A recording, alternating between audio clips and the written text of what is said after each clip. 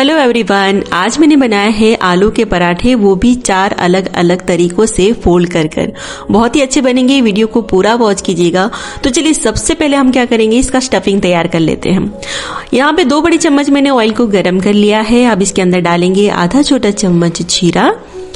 तेल को अच्छे से गर्म होना बहुत ज्यादा जरूरी है। और थोड़ा सा हम आधा छोटा चम्मच हम हींग ऐड करेंगे। 1 बड़ा मीडियम साइज का ऑनियन मैंने बारीक चॉप करके इसमें ऐड कर दिया है और 8 से 10 कड़ी लीव्स इसमें ऐड कर दें।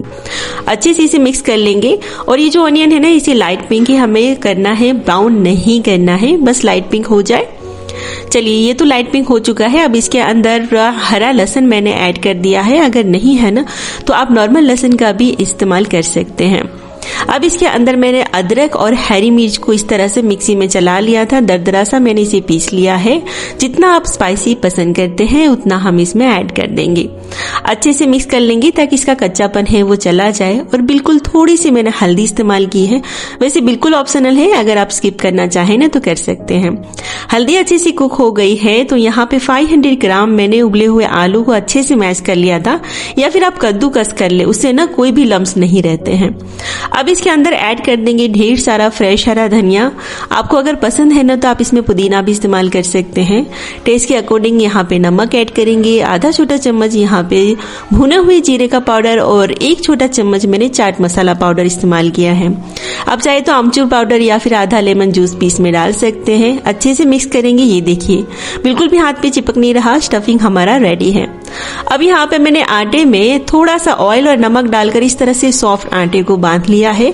मैंने बांधते हुए नहीं बताया क्योंकि वीडियो बहुत ज्यादा लंबी हो जाती, तो इस तरह से मैंने इसे तैयार कर लिया है। अब देखिए यहाँ पे अगर आपका बैटर चिपचिपा हो जाए तो आप क्या करें, इसके अंदर इस तरह से थोड़ा सा ब्रेड क्रम्ब 2 बड़े चम्मच भरकर डाल दे और डालने के बाद इसे अच्छे से मिक्स कर ले। यहाँ पे बैटर हमारा चिपचिपा नहीं था, लेकिन फिर भी मैंने इसमें डाल दिया है आपको दिखाने के लिए कि देखिए इस तरह से बिल्कुल ड्राई हो जाएगा।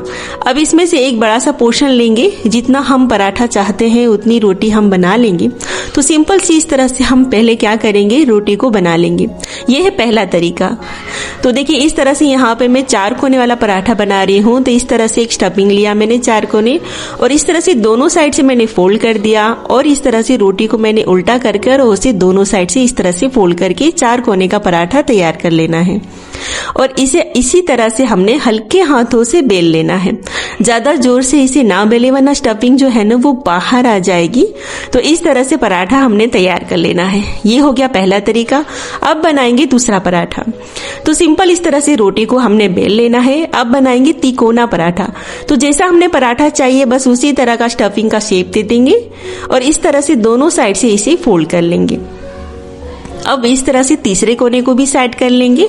ये हो गया 3 कोने का पराठा। अब इसे हल्के हाथों से अच्छे से हमने बेल लेना है, ज्यादा जोर से प्रेस ना करें। देखिए इस तरह से बहुत इजीली ये बेल जाएगा और ये दोनों पराठे बनकर तैयार है। तो चलिए सबसे पहले दोनों पराठे को हम सेक लेते हैं।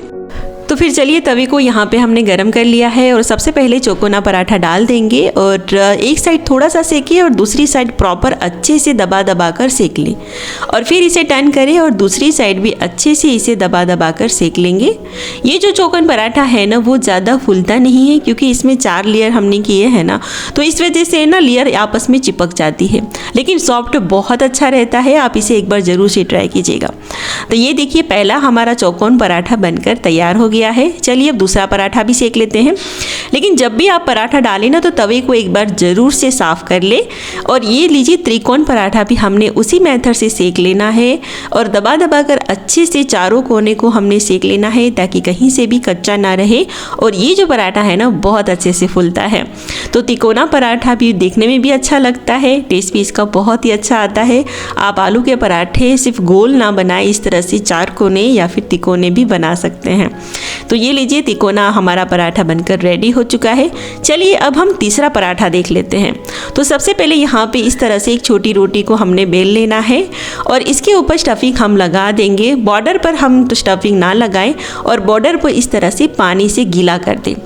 अब इसके ऊपर दूसरी छोटी रोटी को हम डाल देंगे और बॉर्डर को अच्छे से सील कर देंगे।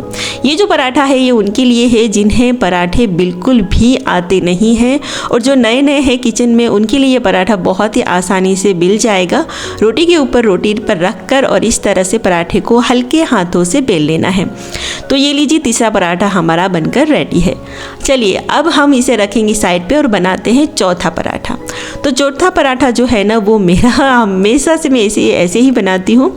तो देखिए, इस तरह से एक कटोरी शेप ले लेंगे और अंदर जितना भी स्टफिंग भरना है आप इसे भर ले और ऊपरी तरफ से इस तरह से सील कर ले और हल्के हाथों से इसे हमने बेलते चले जाना है। आप इन बातों का थोड़ा सा ध्यान देंगे ना तो आपके पराठे कभी फटेंगे नहीं और अच्छे से गुब्बारे की तरह ही फूलेंगे।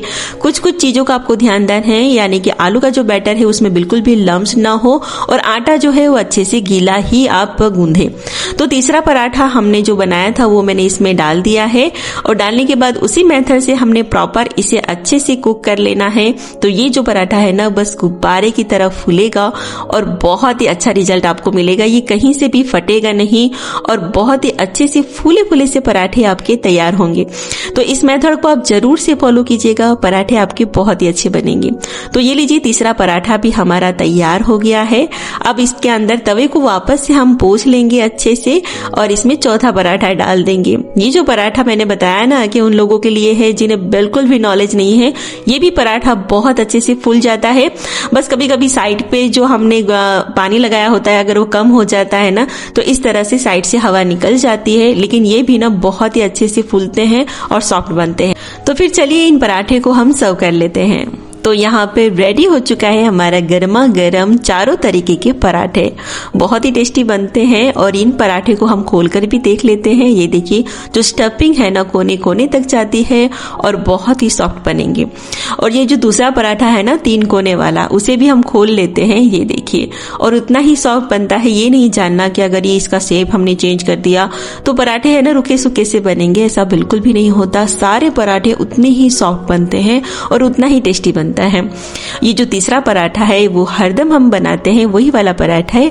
और हाँ, मैंने यहाँ पे सिर्फ आलू का इस्तेमाल किया है। आप चाहे ना तो इसमें मटर भी बॉईल करके डाल सकते हैं। कैबेज का भी पराठा आप ऐसे भी बना सकते हैं, तो बहुत ही अच्छा बनता है। और ये जो चौथा पराठा है जो हमने रोटी के ऊपर रोटी रख के बना था ना, उसका भी स्टफिंग आप देख सकते हैं और ये भी इतना ही सॉफ्ट बनता है। तो चारों तरीके से आप कोई भी तरीके से आप अपना सकते हैं और इसे बना सकते हैं। तो इस सर्दियों में आप इन पराठे को जरूर से ट्राई कीजिएगा, बहुत ही पसंद आएगा। उम्मीद करती हूँ मेरे बनाने का तरीका आपको पसंद आया होगा। पसंद आए तो लाइक करें, शेयर करें, मुझे कमेंट करना ना भूलें और इंस्टाग्राम को भी जरूर से फॉलो करें।